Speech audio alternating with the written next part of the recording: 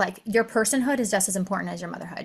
Becoming a mom is not just about their childhood, it's also about your motherhood. And I think we forget to remember that. When I do things to take care of myself, I show up in motherhood so differently. I show up more full, more fun, more joyful. Like this is just as much my chapter as it is theirs. Hey Mama, welcome back to the Thrive Mama podcast. I'm Martina, certified nutrition consultant and holistic health coach, and a mama of two.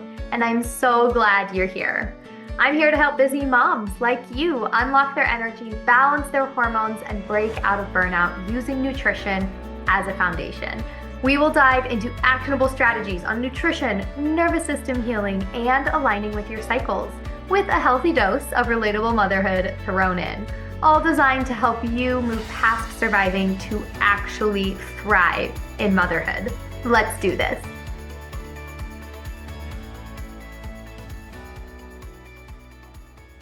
All right, Mama, before we jump in, just a quick reminder that my sacred cycle syncing container is open for one more week. We start March 30th on a month-long cycle syncing immersion where we weave together cycle syncing, nutrition, herbs, and the wisdom of the moon into ceremonies, sisterhood, embodiment practices. It is so juicy and so powerful. And if you are interested or feeling called into cycle work or craving more connection to your body, to your wisdom that lives inside of you, this is for you. And we offer this container only a few times a year, and I don't want you to miss it because this one's going to feel extra juicy happening here around the spring equinox. So if you're feeling called into lunar living, there is a link below this podcast to explore into it and see if it feels like an aligned fit for you. We have discovery calls available where we can chat through your questions, chat through what the program looks like, and see if it's a right fit. And we also have a free mini podcast series that builds on all of these ideas of aligning with your cycle, unlocking the wisdom of your body by using your cycles, what the heck the moon has to do with all of this, and the link to that Cycle Codes free mini podcast is also below. So I look forward to seeing you on the other side of those beautiful offerings to deepen into your connection to the wisdom of your cycles. But for today's episode, I'm so excited to bring you this guest. Cristina Frankie is such a beautiful soul and a well of wisdom and knowledge on navigating motherhood with joy, with authenticity, and with so much grace and vitality. So Cristina is a yoga teacher, an embodiment coach for moms, and she believes that motherhood is a catalyst for transformation. She teaches her clients that motherhood is here to heal us and that we get to evolve as a person through our motherhood journey. Her work is such beautiful medicine out in the world. And in this conversation, we got into so much. We explored motherhood as a portal of transformation. We talked about mom guilt and how to navigate that trap that's holding us back. We talked about what embodiment even means and how to move through motherhood in an embodied way. And she got into her daily practices, rituals, nervous system strategies that keep her thriving even on the tough days. So I know this episode is just going to bring you so much medicine. I can't wait for you to sink into it with Cristina Frankie. So, Cristina, I'm so excited to be here with you. We've been looking forward to this for so long, and I cannot wait to share your medicine with everyone listening. And where I would really love to start is just to hear from you a little bit about your journey through motherhood and how that has evolved through the years and what kind of work you now get to do for the world. Just give us a sense of who you are and where you're at. Yes, I'd love to. Talking about motherhood is genuinely feels like my life's purpose. I was just talking to a friend about how I think that motherhood is the single most important chapter in in so many ways, just because if we can nurture the mom, then we are nurturing the next generation. When we're able to support families that are growing and the people that we get to show up for the next generation. And there's nothing more important than raising the future, in my opinion. And you can't you can't pour from an empty cup. We've heard that a million times. And it kind of goes back to my story is like, I was doing that. I was so much a martyr mom. I jumped in. I let motherhood be my entire identity. And I thought that's what I always wanted. And it is. Being a stay-at-home mom was something I've always wanted to do and to be. But it's so much harder when you're in it and you don't get to shut off. I grew up with eight first cousins. I'm the oldest, well, one of the oldest and the oldest girl. And so I was very much the nurturer of the family. I was definitely the space holder. I was the one who was always checking on everybody. I was a babysitter. I was a nanny. I was like, this is going to be so. I was a teacher. I literally went to college to be a teacher. And I was like, this is a piece of cake. Becoming a mom is like, I've been with kids my whole life. And then when you're in it and everything about you changes, like matrescence, right? I didn't even know what matrescence was. So many of us are not educated in that. Yeah, But so say more about that. What is that? yeah. So essentially, matrescence is this period of time. It's kind of like the adolescence. And we all remember those years. Those were fun when we're trying to like make a new identity, figure out who we are. The same thing happens to you. You change on a biological level. Our brains change, our DNA changes, the things that we care about change. Everything about us changes. And there's not enough conversations. Oh, I have chills.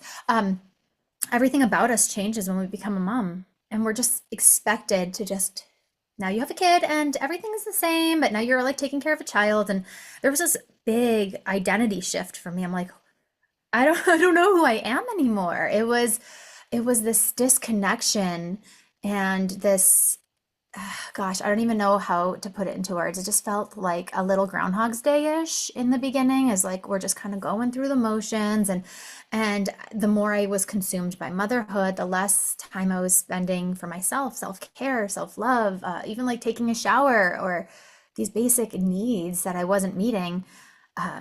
It wasn't until years of feeling this disconnection that I even said anything. Or, I mean, I think on the surface I looked and presented like my normal Christina self, but inside I was very much like, okay, we're doing this again. We're doing this again. We're doing this. Like, this is this. This is this. And I really didn't start doing the deep work until I hit this point where I was like, I can't keep giving with nothing to give.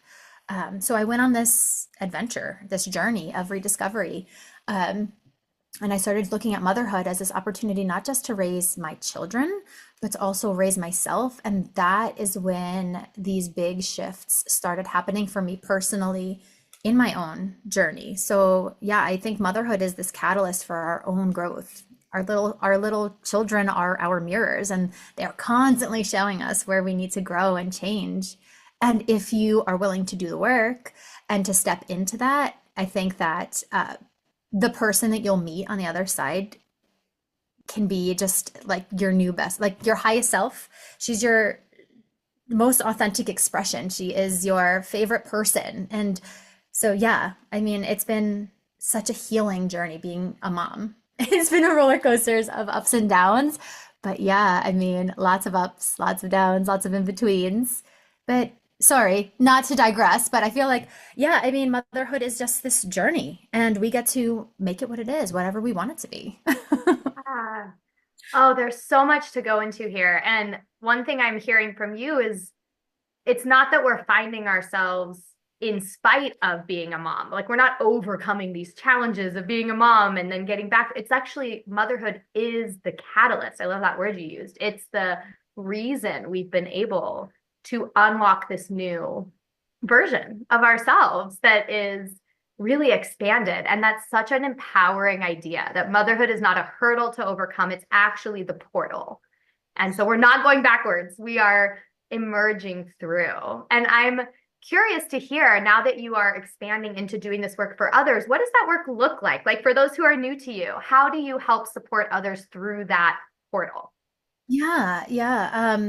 I do lots of one-on-one coaching, which is my favorite way to work with moms, especially because it's so catered to your specific needs. But essentially in our one-on-one containers, what we're doing is using coaching tools, NLP. So we're working on the conscious mind, the subconscious mind. We are working with the bodies, lots of somatics and embodiment work, because a lot of times our emotions get stuck. And especially as moms, like we don't have a lot of time, space, energy to like sit and dissect all of our shadows necessarily. I mean, yes, that's important work also, but a lot of the work that we can do, you don't even need a lot of time or energy. You can just check in with your body and be like, where is this? What is this? Oh, okay, like this is feeling heavy on my chest. It's probably this, this, and this.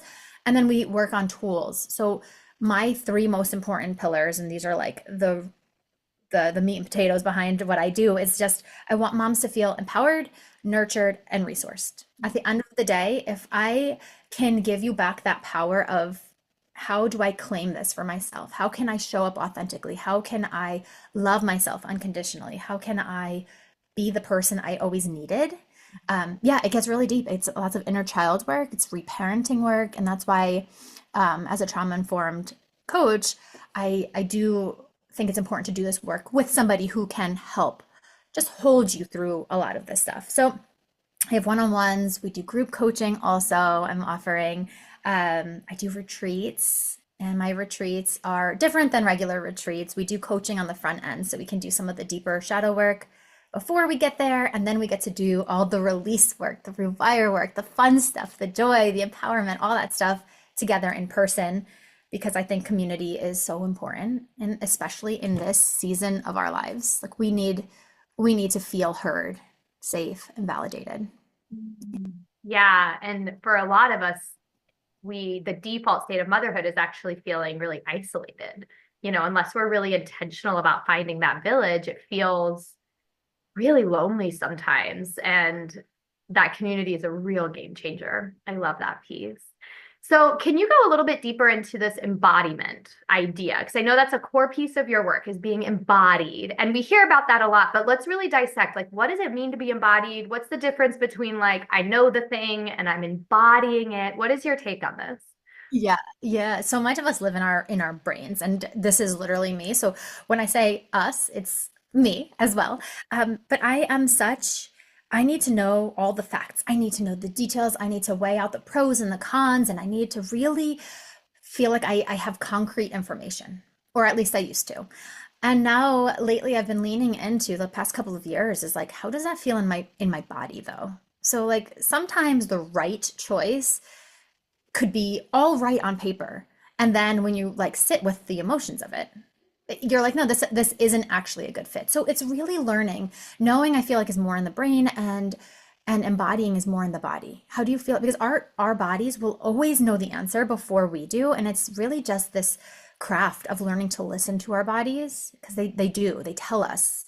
And it's just learning to connect with that. And we do that through like movement, dance, breath work, yoga, lots of just even just creating awareness around the body. Close your eyes. How do you feel right now? Oh, okay. It could be that quick and that easy. But a lot of us haven't been taught to do this work. We're used to like hearing the facts and knowing the information and then make your decision. But really, I think it's the opposite. I would argue that it's the opposite. You should feel it first. It's actually amazing how rare it is for us to close our eyes and check in with the body and be like, how am I? I start all of my coaching sessions by asking, how are you today, really? And you're not allowed to say good. Those are my rules. You can't say the word good. And it's really amazing how, like, we're meeting at 2 p.m. It's like, oh, I have no idea how I am today because we're not creating space. We haven't had the tools taught to us to check in. And it's not in the brain. It's not, which is where most of us go. It's not thinking about what's going on around me. How do I feel in my schedule? How do I, right? It's like deep in the body, which sometimes, often, the mind can't really make sense of, but it's still true.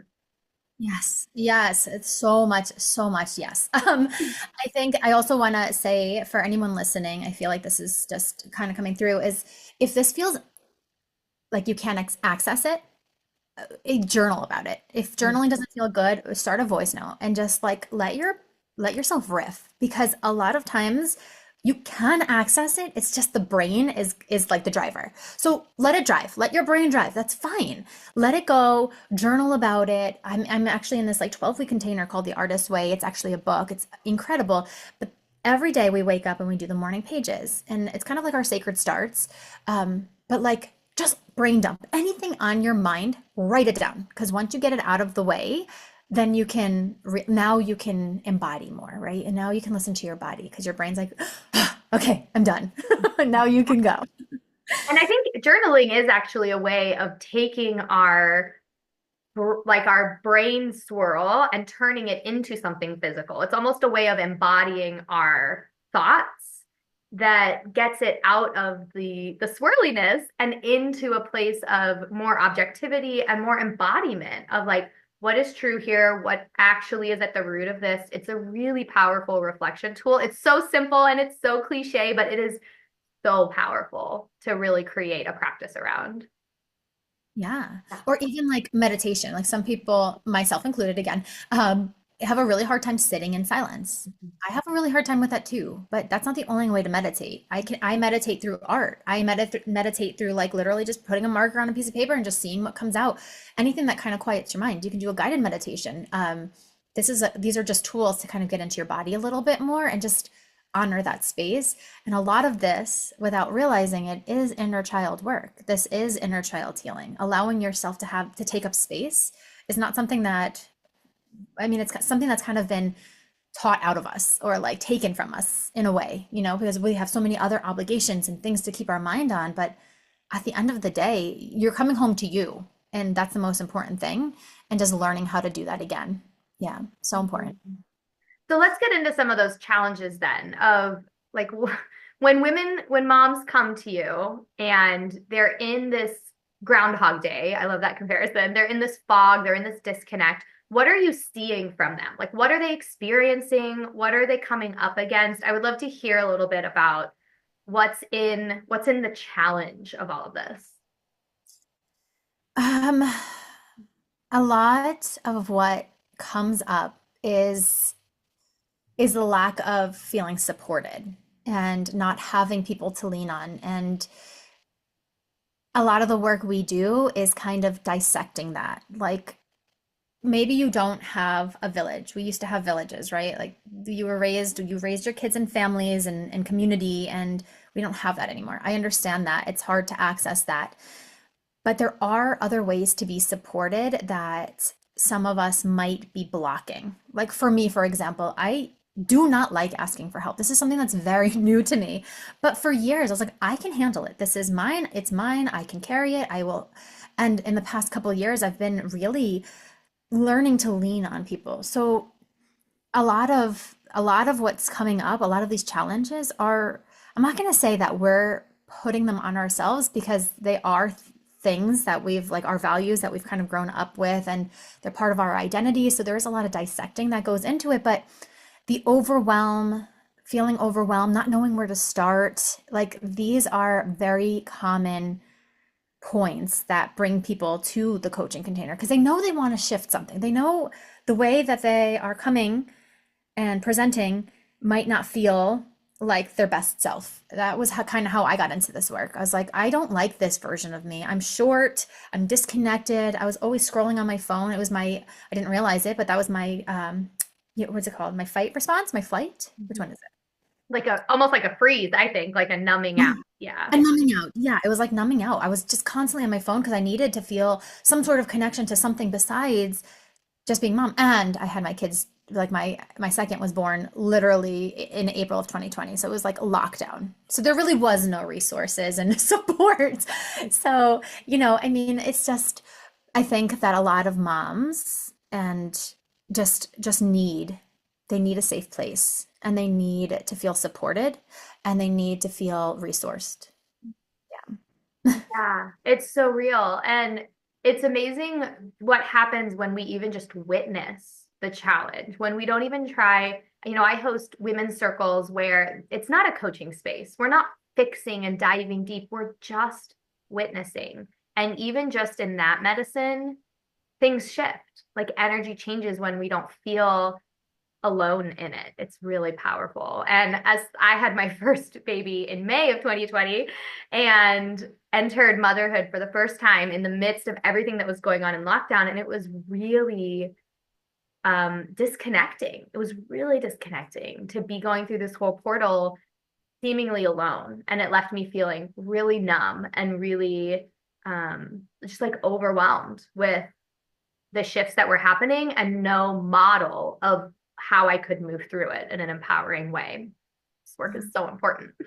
It's so important. And I think the more that we share our vulnerable stories and like that we're able to show up and be like, this is our collective, not that we all the stories are the same, but like this is an experience that a lot of us are going through and just like normalize that like this is hard and it's okay that it feels hard because there's so much work to do. I mean, before I had kids, I couldn't even tell you the last time I was triggered. If somebody annoyed me, I would just like leave the situation. If somebody in the grocery store was, I don't know, overwhelming me, I just go to the next aisle. You can't do that in motherhood. You can't just leave. And so that is why I started being like, okay, well, if I have to show up, I need to know how to show up so that way I'm not showing up as this like monster version of me that I don't like. I want to feel good, you know? Yeah.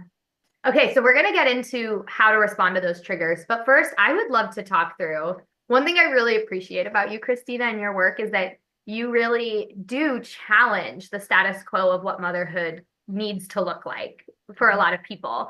So I would love to just go straight into like, what are some beliefs, what are some perspectives that you hold that tend to like go against the grain a little bit or that you feel like is really misunderstood about motherhood? Yeah. Um, this was a fun one to think about. I think the one thing is the portal, right? That motherhood is a portal. I think that one is probably my most against the grain or because here's the thing is we have kids and then a lot of people just are fine with the way things are. But if you can like shine light on like, oh wait, I didn't really like how I just talked to you, or I really don't like how I'm showing up here. If you can sit with that and like you will change like the trajectory of your motherhood and your the way you're raising your children. So one would be that motherhood is just as important, like your personhood is just as important as your motherhood. Becoming a mom is not just about their childhood, it's also about your motherhood. And I think we forget to remember that. I think we forget that it doesn't have to be, okay, now I have a family and now I'm a mom and that's it. It shouldn't be that. It should never be that. So remembering that their childhood is your motherhood, I think that's so much value, so much magic in that when you can say, yep, you're right. Like this is just as much my chapter as it is theirs. Mm. And And the that modeling actually changes for them, how they experience the world, how they expect parenthood to be for themselves down the road. Like it's not just about you having an experience, it is actually serving the greater, like collective and your family. It's such a powerful shift. I love that so much. yeah, and that takes us to the next one, right? Like that selfless motherhood, that narrative is a lie. You can't be selfless in motherhood. That's like the martyrism. That's the martyrhood of like, I'm gonna give everything. That's not fair to you, and it's not fair to your kids. It's not. So we've been told that like in order to be a good mom, you have to do everything and kind of give up your sacrifice who you are just to raise your families. And like, that's not fair because we are people at the end of the day and it's not real. And when I do things to take care of myself, I show up in motherhood so differently. I show up more full, more fun, more joyful. And it's because I went away for the weekend. It's Mhm. because I prioritized doing this self-care or going to ceremony or going and sitting in circle because I did this selfish thing, I am a better mom. And Mhm. I think that's a good one. I've heard this referred to as, and I'm obsessed with this idea, quality over quantity of how you give yourself. And so I would rather give my kids 3 quality hours where I am at my best and I'm connected and present versus 9 burned out hours. And so thinking about like your energy and your time as quality versus quantity and really quality time, it doesn't need to be all day if that doesn't feel aligned for how you want to mother. It doesn't have to be 24/7 if that's not aligned with you as a mother. And some mothers that is aligned, right? They really want to be there in the moments that feels restorative for them, and others need space for their own lives, for their work, for their passions, and both are beautiful. But thinking about quality over quantity, I loved that shift. For me, it was really, really transformative.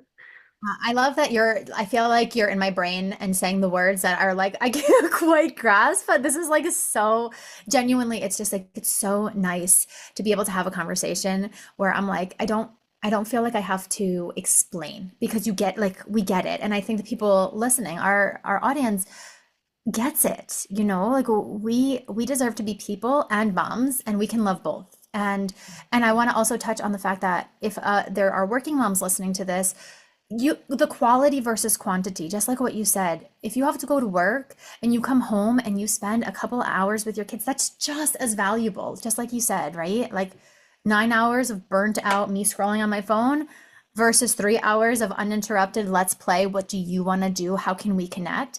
And then like, can we add in 1 hour of you doing that for yourself? Like, hey, Mm. Christina, what do you want to do? What would bring you joy right now? Like, I feel like that one little like the little quality time with yourself too. Yeah. Which kind of back to that embodiment idea is something we don't practice. And there is something embodied about that, about checking in of like, what do I want right now? Like, when was the last time you asked yourself, what do I feel like doing right now? You know, things are like so planned out, and we usually are like, what needs to happen next? But what if the question were like, what do I feel like doing right now? Gosh, that's different. That's really different. Yeah. And it feels so good to honor that and just, you know, be able to do that. We're adults. Like I think sometimes we forget we can do whatever we want. We're grown-ups. We're You in want, charge here. yeah, we're in charge. Like you want ice cream for dinner? I'm having ice cream for dinner. You know? Like what feels good for you? We don't have to follow the rules. Like you get to make up the rules. We're grown-ups. Mhm. Hey there, Mama. Quick question. Are you feeling drained, overwhelmed, or just ready for more actionable strategies for nourishing yourself in motherhood? Well, I've got a special gift for you. I am opening the waitlist for my Thrive Mama group coaching program. And when you join the priority waitlist, I am gifting you 5 free lessons straight from inside the program itself, delivered right to your inbox. So these 5 lessons are packed with simple, actionable strategies to help you transform the way that you think about energy and stress and focus on the highest impact areas to start unlocking more energy, balancing your blood sugar, balancing your hormones, and healing your nervous system. And there are free lessons in here on exactly how energy and stress are connected, how food plays a role into all of this, how to know if you're actually eating enough food, which, hint, hint, you're probably not, and how to snack in a way that actually supports your energy instead of draining you more. And the best part is you will also get early access to Thrive Mama when the doors open, and there'll be a special waitlist discount for you. Plus, you get a sneak peek into the transformation and the resources that would be waiting for you inside of Thrive Mama. So, what are you waiting for? Click the link below the show notes, join the priority waitlist, and start your thriving era today. Mhm. I'm so curious about your astrology, Christina, or your like, I feel some rebellion from you that I really enjoy. Some F it, we'll do it our way energy, which I'm so here for. Okay, so I'm a Cancer sun, I'm a Scorpio moon, There she is. and I'm a Gemini rising. Love that. Yeah, Yeah. love that. That But makes a lot of sense. yeah. It's definitely I feel like a lot of my medicine is in turning the hardships into the fun, right? It's Mm.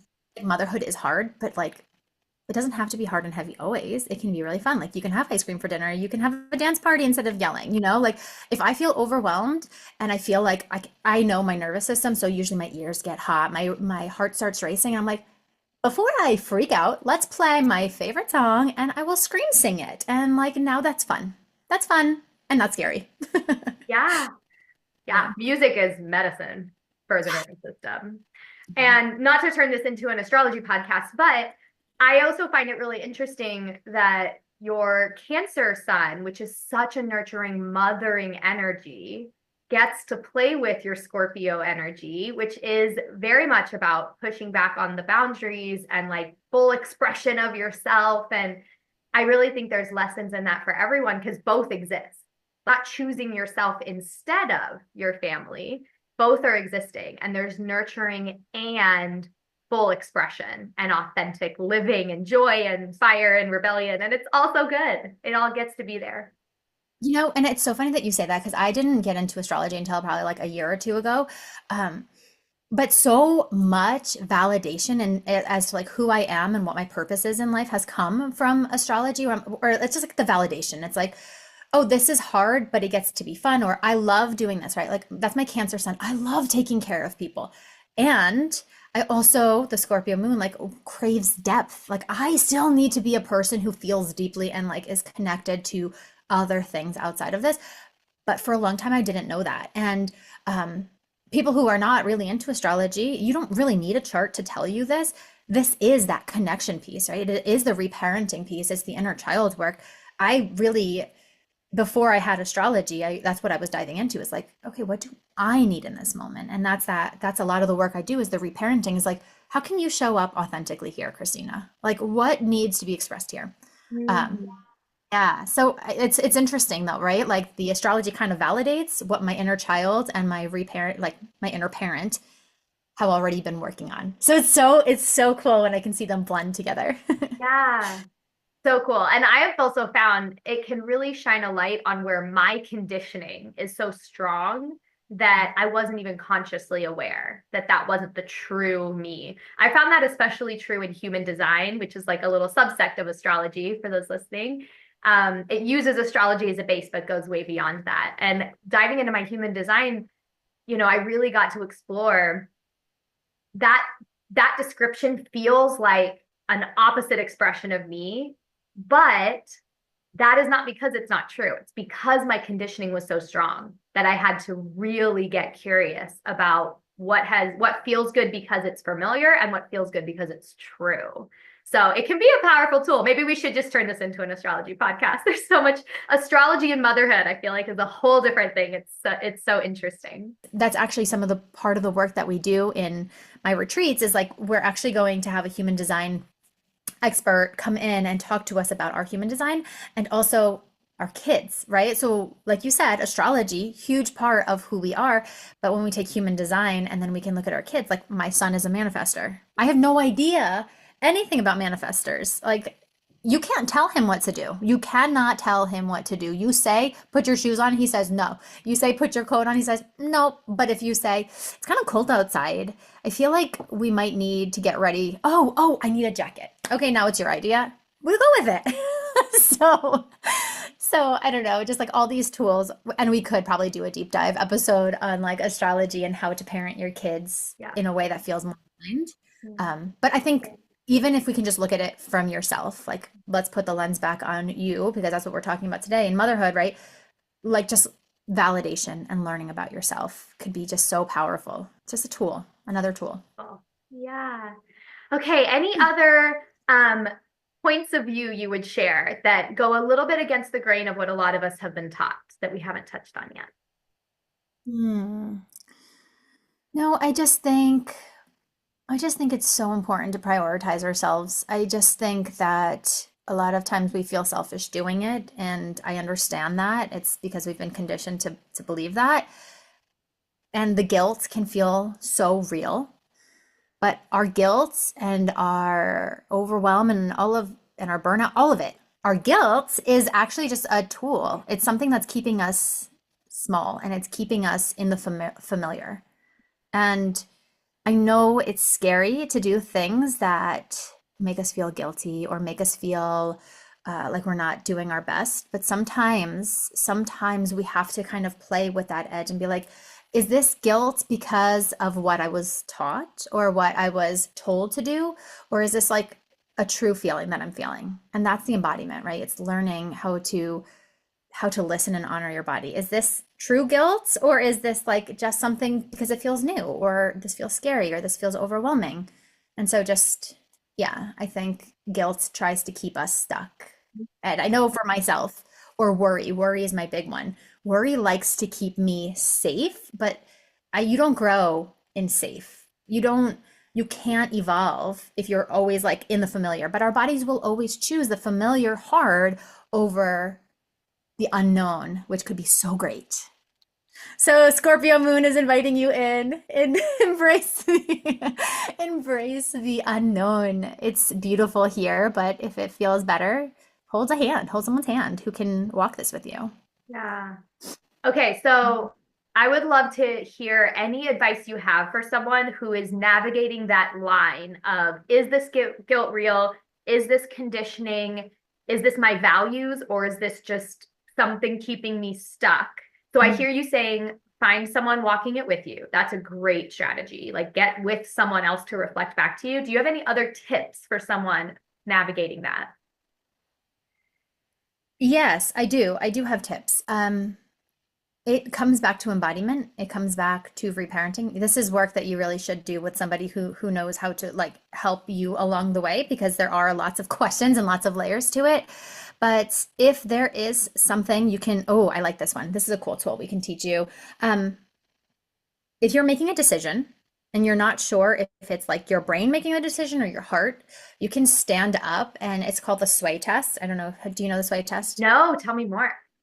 Okay, so just making a decision. You put your hands on your heart and you say, show me yes. Your body just naturally will lean forward a little bit. It could be like the micro movement that nobody else sees, but you can sense it. You can say, show me no. And it'll like kind of, you'll feel you kind of like pull back a little bit. And so you're becoming a pendulum, and your body will be able to tell you without having to think about it quite as much. I like to do it in the shower because like I feel like there's less distractions in the shower, and also my Cancer son is loves the water. So I'll just put my hands on my heart and be like, is this what I need to do? And then yes or no. This is this overwhelm? Is this my truth or is this my fear coming up? You can literally ask your body and it will tell you. And for people who need more concrete feelings, you can use a pendulum or a necklace. You can take your necklace off and just hold it up and say, show me yes, it'll sway a certain way. Show me no, it'll sway a different way. And that's just like a good way to. I literally do this at restaurants. I'm like, do I want the burger? Do I want some, like avocado toast? And it will tell me. It's like, no, you need the toast. You need the vegetables. Love this. And it really goes into like the body knows truths that the mind can't Mhm. quite articulate. And our mind, as you said, is so good at keeping us safe. It is not wired for expansion and true growth and expression. But the body, I really find, holds so much wisdom, and we can bypass the logical, critical thinking processing. We actually can just skip it and check in with the wisdom of the body. I love that. I've done a similar strategy with sensations in the body. But I love the concrete movement of standing with it and feeling which way your body's moving. I'm going to play with that. Yeah, please do, and let me know. There's actually like there's science behind this. Yes. There was an experiment that they put sugar in like processed white bleached sugar in some containers, and then I don't know, I think it was like some other in these envelopes. They put sugar, and then they put like some sort of natural. I can't remember what it was, and I'm butchering it here, but essentially they gave them to people, and they were like, which one is the healthy one? And their bodies literally knew. The envelopes were exactly the same. Everything looked the same. And some people had like the placebo of like, this is real sugar and this is like the healthy stuff.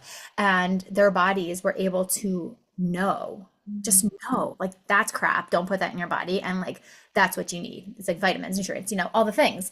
Yeah. Oh, I have chills again. Oh, Yes.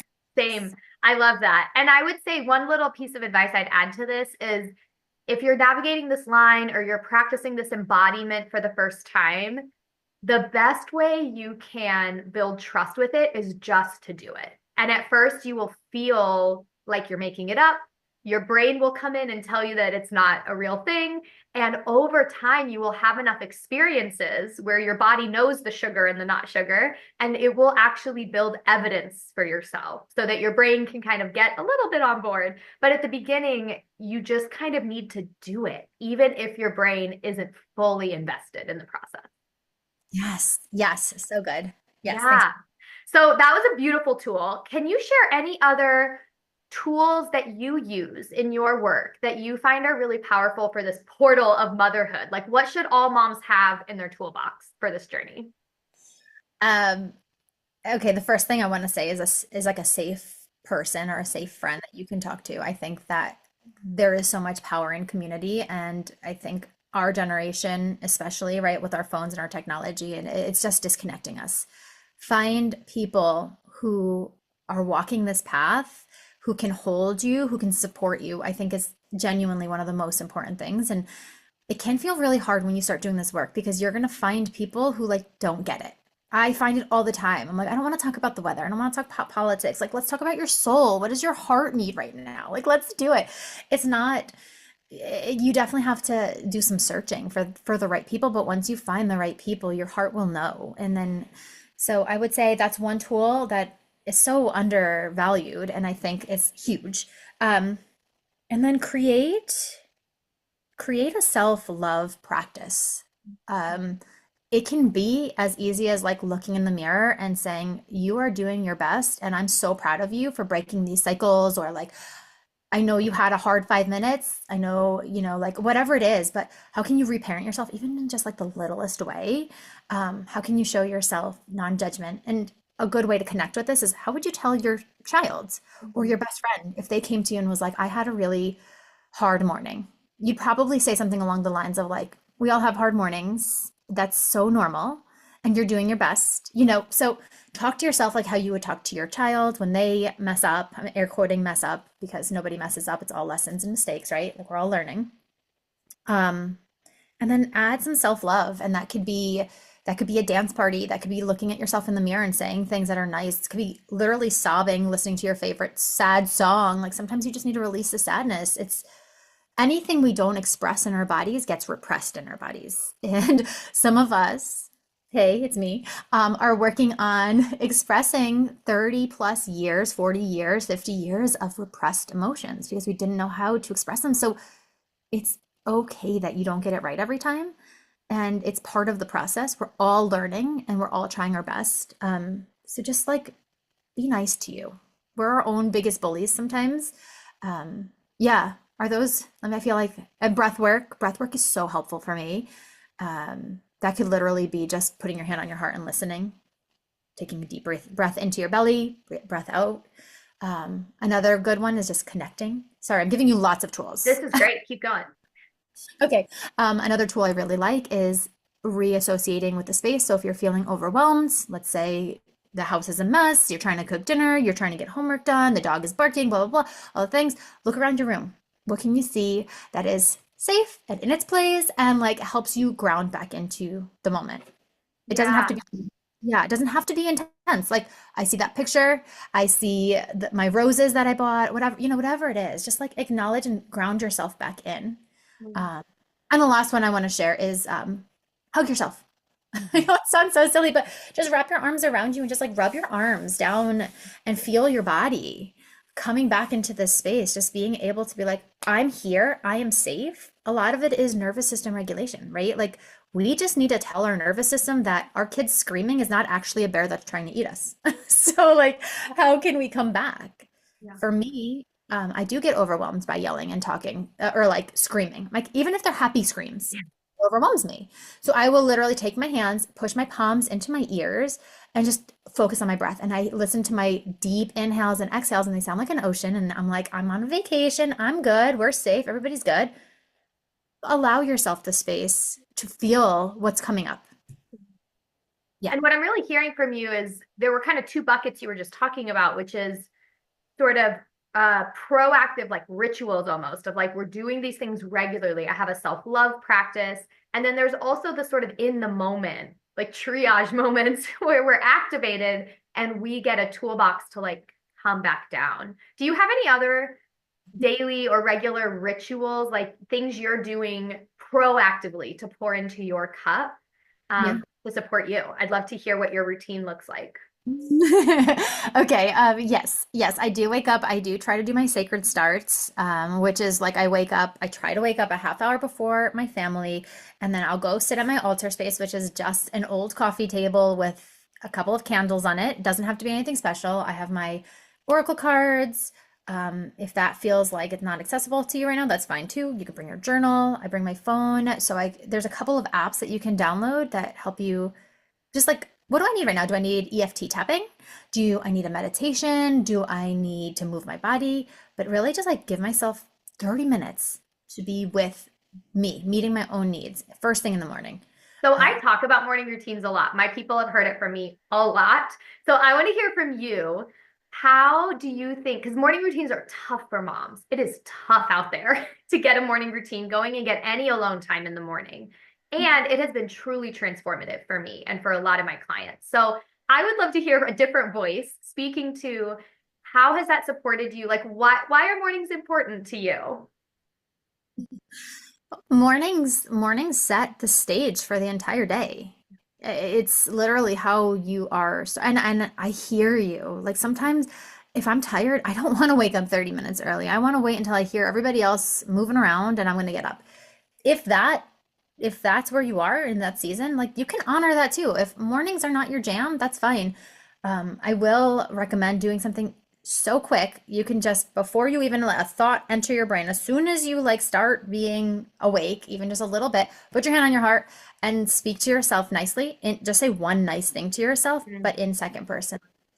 I'm so proud of you for prioritizing yourself. Or you're going to have a great day today because you have X, Y, and Z plans. Like, just give yourself a 30-second pep talk, 10-second pep talk. There's also so much value in moving your body first thing in the morning. Stretch. Literally stretch. Dogs do it, cats do it as soon as they wake up. They go, ah. Do you stretch? I mean, it's not a normal thing, but like it's not really part of our routines to stretch, but just move your body. It's been literally not moving for, I don't know, 7, 8 hours, 9 hours. Move your body. Shake it out. It doesn't have to be big. So yeah, morning routines don't have to be big. Or you can romanticize something that is already part of your morning, right? Like washing your face.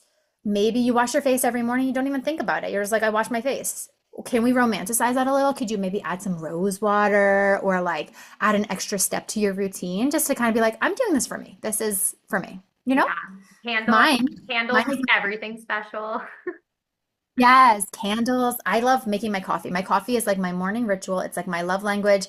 I will go downstairs, I'll make my coffee, and I'll sit, even in the winter, I'll sit outside with it for just like 30 seconds. I love the way the cold air feels on me while I'm drinking my hot coffee.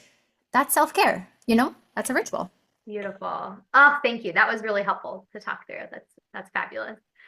Wow, Christina, we've gone through a lot. Is there anything I haven't touched on that is burning in your heart that you really want to share about before we wrap it?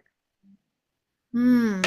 I just, if you get nothing else out of this episode, I just want to make sure you take home the importance and the value of what you are doing. Mm. This is not easy.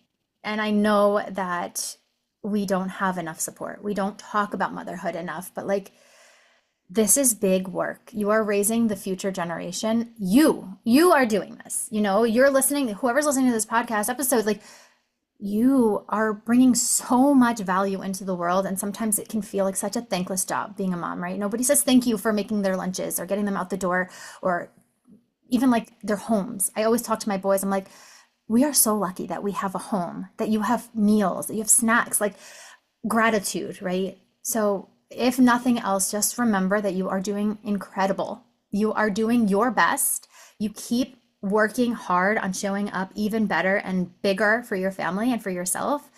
And like that deserves to be celebrated. And it's a process. We're in this for the long run. We have our kids for, forever. We'll always be a mom, no matter what. From the second you conceive until we're gone off of this planet, you are a mom.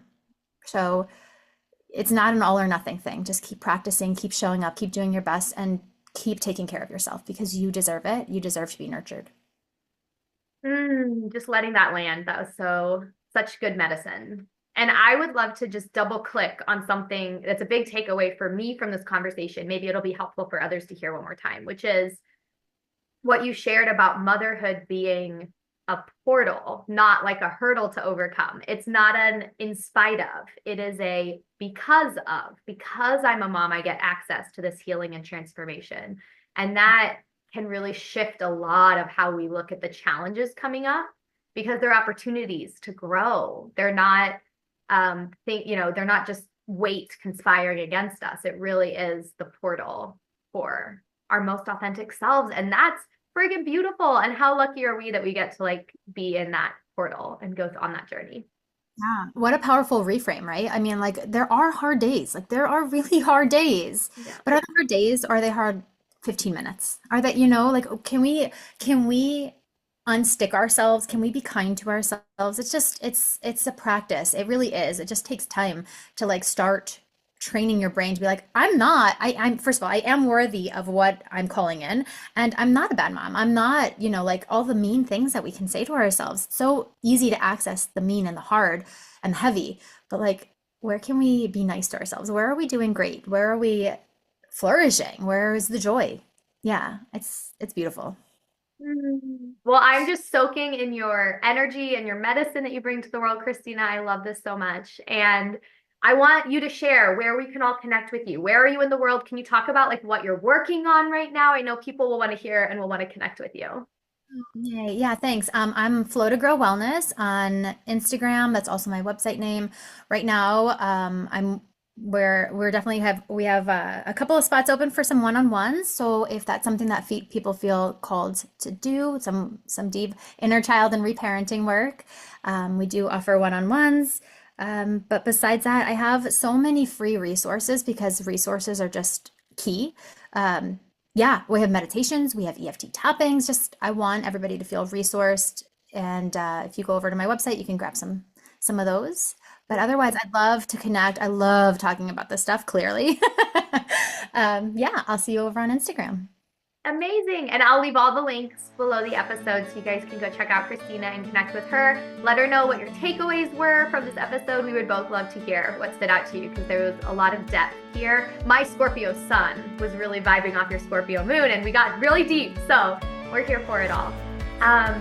Amazing. Christina, thank you so much for your time and for your medicine in the world. And for everyone listening, we're sending you so much love. Take beautiful care of yourself and we'll talk to you soon.